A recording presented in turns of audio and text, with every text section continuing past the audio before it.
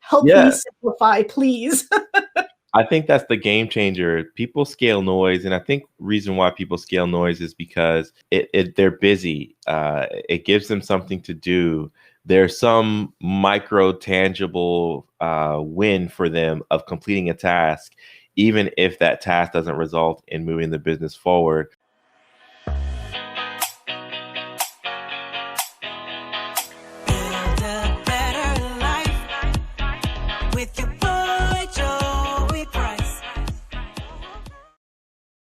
Hey, everybody. Thank you for tuning into this segment of the Business Life and Coffee podcast that I like to call Coffee Shop Q&A. So this is where you imagine that you're in your local coffee shop. You've got your favorite drink, whether that's espresso or apple cider or whatever it is, your vibe. And you're just sitting in the midst of a conversation with two really great people that are your friends. We're going to talk about how to keep your business lean.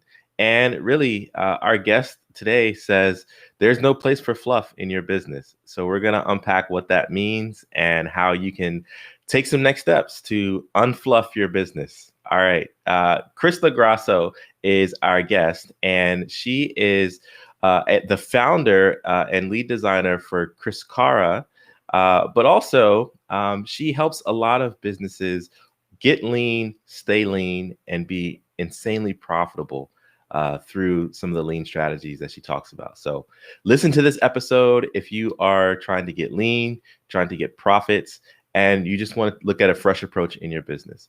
So Crista, welcome to the show. Thanks so much for having me. I'm excited to be here. Yeah, I'm excited for you too. Excited to have you. So unfluffing your business, I kind of spun your term. There's no room for fluff in your business, but what is fluff and why is there no room for it? Absolutely. So what happens, I think, when a lot of business owners start out is the nature of being new in business is that you're trying to find product market fit. So you kind of say yes to a lot of things.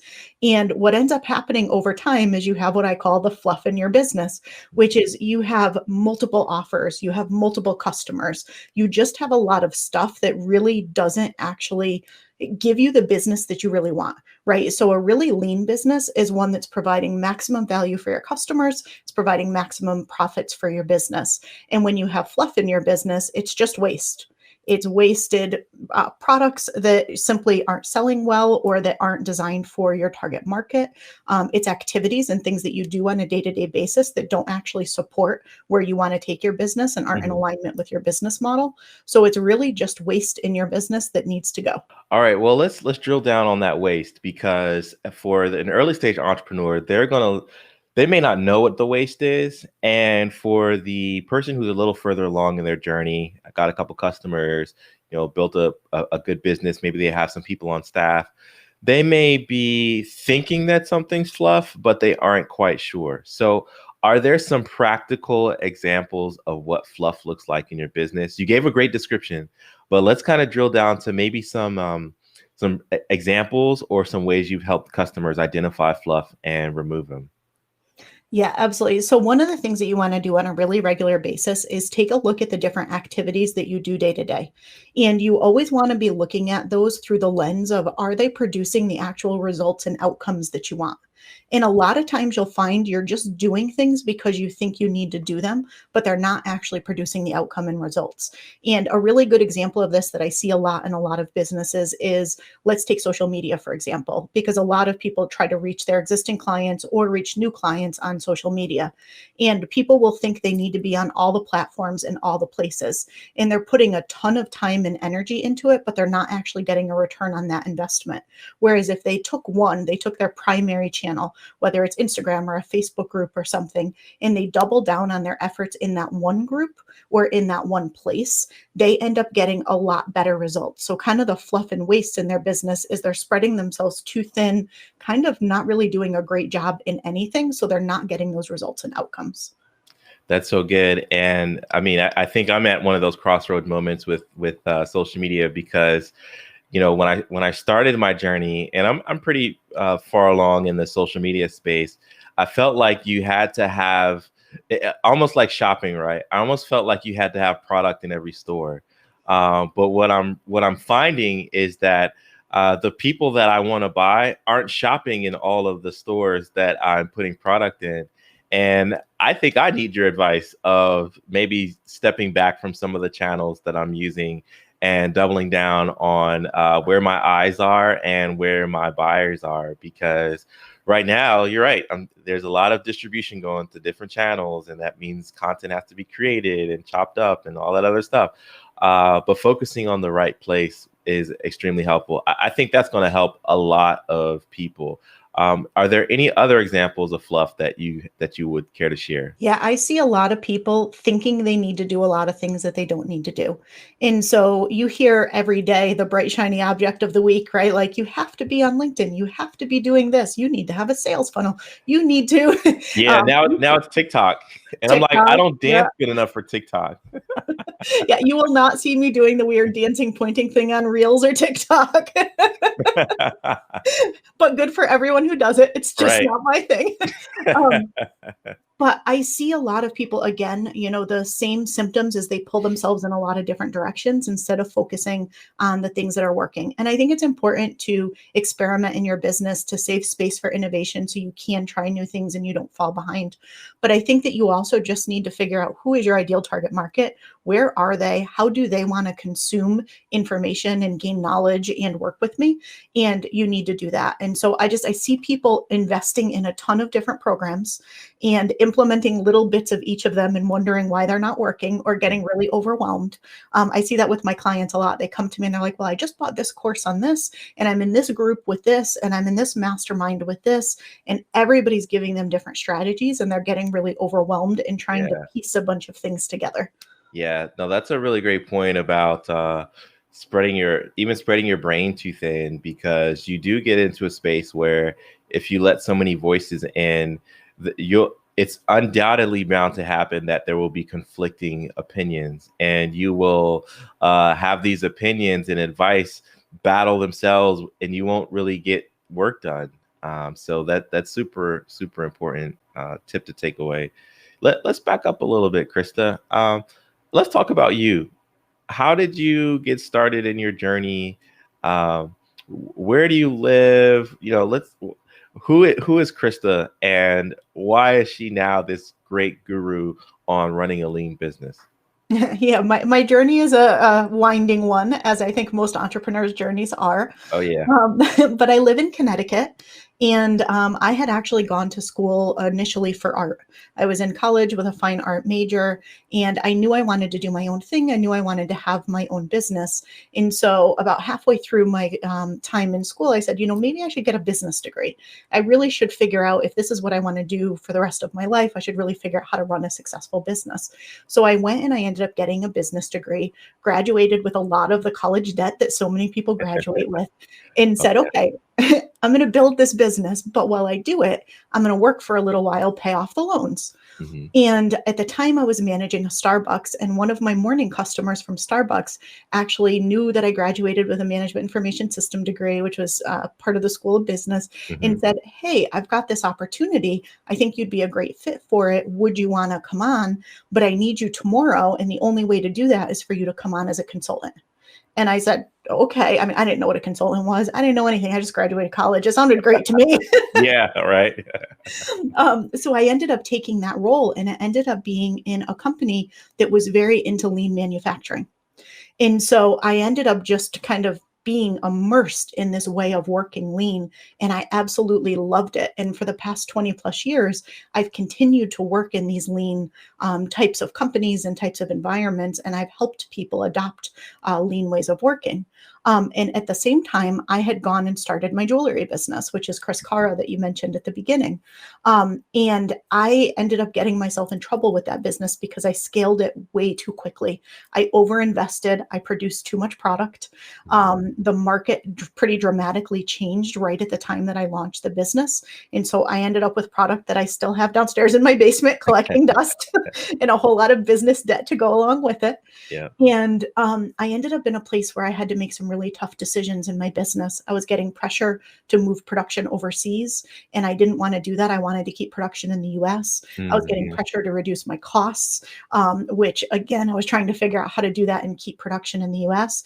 And I also was getting pressure financially to say, can I keep this business afloat right now? And it struck me that I'm doing all this great work in lean and I'm helping all of these companies be successful with lean practices, and I'm not using them in my own business. If I was, I would not be in the scenario that I'm in Yeah. right now. Yeah. Um, so that's how the lean out method was born, as I just looked at what am I doing with these large companies? How can I apply this to my own business?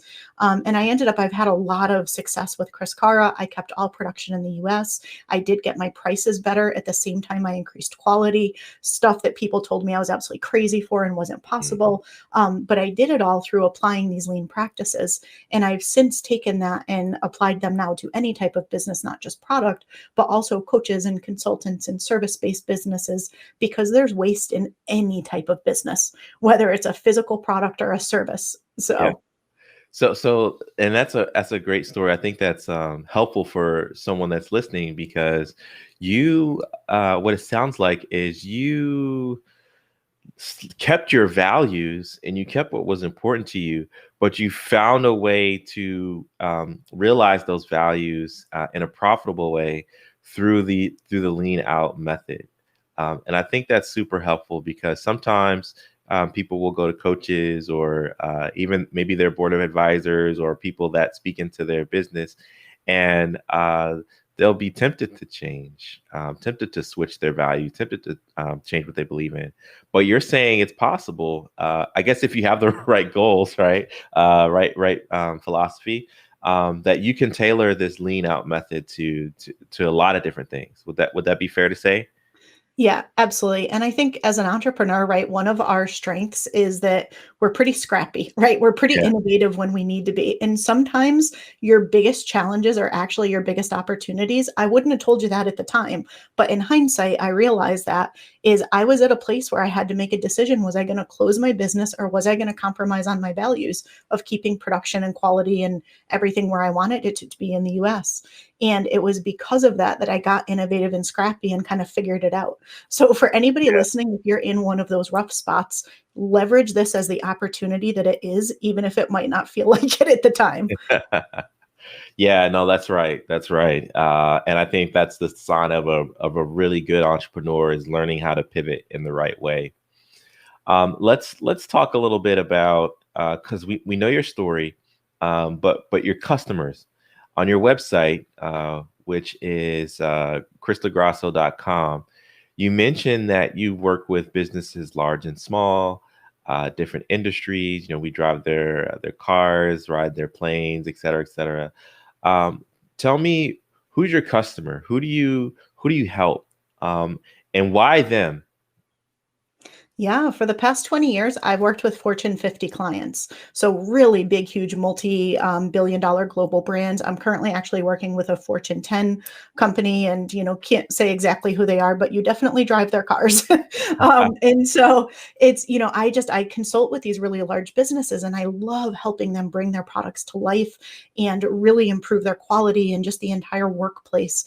But that being said, my real passion is working with small business owners and entrepreneurs. And so over the past couple of years, I've made more of a shift to working with really coaches and consultants and more service-based businesses that are either solopreneurs or have small teams. And I really ultimately want people to have long-term sustainable success. And having almost gone out of business and seeing so many of my peers actually go out of business, to me, that's just such a big driver. And that was what motivated me to kind of shift my market to the small business owner, so I could help them be successful and have that lasting success. So today I do about 80% with my big consulting clients, about 20% with small business, but by the end of the next year, it'll be flipped.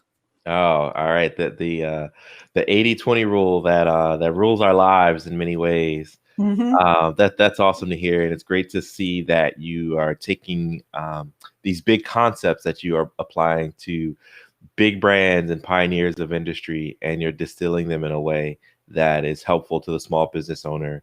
That's pretty much the model that I have with my business as well, is how do we take these big concepts and then put them on the bottom shelf so that they're easy to reach for a small business, and so that they're attainable for a small business. Realizing that you don't need a big budget, you don't need X number of people on your team to realize some of the principles and values that make teams and businesses successful. So that's awesome. My next question was going to be around just the topic of a leader getting in the headspace of going from thinking I've got to have this big scaled out thing to I can thrive lean. I think now is a particularly good moment for people to be focusing on that, because we're in the midst of this pandemic that we're in. But I think there's never a wrong time to evaluate your business. So how do you when you're consulting with a client, or when someone's on the phone with you and saying, I kind of believe in this and I kind of want to work with you, but I'm not 100% sold. What are some of the things that you'll share with them to convince them that lean is the way to go? Yeah, I mean, I think the reality is this: you have to be super crystal clear on your vision. And when I think about vision, I think about three facets. So it's not just where you see your business in the future, but it's where you see your life and lifestyle in the future. And it's where you see your customers in the future and what your customers are going to need from you in the future. And if you think about that future state vision and then you look at the business that you have today, what I find is there's usually a disconnect. And that's often where there's an opportunity to lean out. There's people who will say, oh, I really want to travel. I want to kind of only have a couple virtual assistants, but their business model is more of like this big giant empire, right? And it's if Mhm. that's your vision, then that's what you should do. But if your vision isn't in line with the business model that you have today, that's where you really do want to look at that. And so we always start with, where do you actually want to go? And what do you see in the future? Who's your ideal customer? What are they going to need from you? Are they going to grow with you? Like, are your current customers coming with you for the ride? Or are you always serving like an entry level, more startup type business? And so we really look and dig into all of that to compare that to where they're at today and the trajectory of their current business to see if they're going to meet Yeah. or if they're kind of on divergent paths. Yeah. And that's usually a really good indicator that you might need to lean out. The other thing is, you can scale and have a big business that's a lean business, but you have to first, I see business as in the emerge stage, which is what I call startup. It's like you're way out here. You're kind of all over the place. You're trying to figure everything out. You're trying a lot of things. You usually have a lot going on in your business. What I see some people do is they try to scale that and it just keeps getting bigger and it becomes unmanageable. You need to kind of first lean out and get really clear on what are the offers that are actually my most profitable, most successful offers, the ones that provide the most value to my clients and that are actually best for the business. And you need to look at all the things you do in your business, your systems, your processes, your tools, your expenses, right? And you need to look at all that and see what's working and what stays. And then once you nail that, you scale. But you don't want to scale noise. And I see a lot of people try to scale noise. And sometimes when they come to me, they're in that place and they're like, I just have too much. I've got too Yeah. much going on. Like, help me Yeah. simplify, please. I think that's the game changer. People scale noise, and I think reason why people scale noise is because they're busy. It gives them something to do. There's some micro tangible win for them of completing a task, even if that task doesn't result in moving the business forward or driving revenue into the business. So I love that. Don't scale noise. That's another one. So you need to run with get the fluff out of your business, and you need to run with don't scale the noise, because I think that's going to resonate with a lot of people. I love it. All right, we're rounding our time. And this has been super phenomenal. So if you've been listening to this episode and there's been an actionable tip, definitely tweet about it, Instagram about it, put it on LinkedIn. But Krista, how can people reach out to you? How can people take a next step to get to know you and perhaps maybe even become a customer? Yeah, absolutely. You can find out more at leanoutmethod.com. That's probably the best place to find me. Or I spend most of my time on Instagram. That's my one social media channel that I actually double down on. And on Instagram, you can find me at Crista Grasso. Awesome, awesome. So, do you have any parting thoughts that you want to share? Any final takeaways or summary takeaways that you think would be helpful? Yeah, if you guys want to lean out your business, and I would say no matter where you're at, no matter what stage you're at, you should want to lean out your business to some extent. Start with getting really clear on that vision that I mentioned, and that's looking at the long term, but then set some near term goals. So look at your next 90 days and say, what do I need to do in the next 90 days that's going to take me closer to that vision? And then take a really close look at the things you do on a day to day basis and make sure they actually are in alignment with that vision and your goals, because a lot of times I see that disconnect and that's some of that waste in your business. So those are some immediate things you can do right now to start to lean out and get some of your time back so that you can focus on those things that drive the most profit and provide the most value. Awesome. Well, Crista Grasso, this has been a phenomenal conversation. I feel like I could take some stuff and radically change my business. And I hope you, listener, have been enjoying this episode as well. Make sure you give it 5-star review on Apple Podcasts and share it wherever you listen to the show. So thanks for tuning in, and we'll see you next week.